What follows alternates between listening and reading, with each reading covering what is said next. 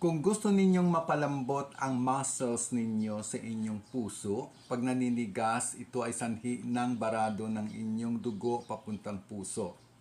Ang gagawin ninyo, i-reflex ninyo solar plexus dito. Press steady pressure. 1, 2, 3, 4, 5 seconds. Release.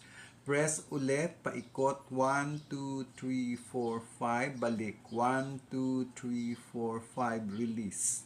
Ang puso sa kaliwa, ito ay kaliwa. Dito natin gawin. Dito ang location ng puso.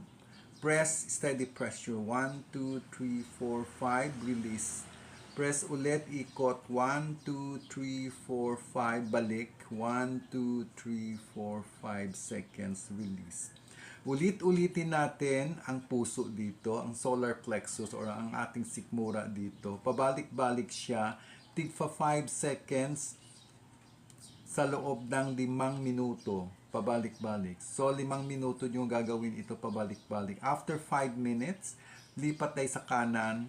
Gawin din ninyo ang solar plexus. Wala ng puso kasi ang puso ay nasa kaliwa lang. Pero gawin ninyo ang solar plexus ng 5 minutes pa ulit-ulit. So, 10 minutes in total.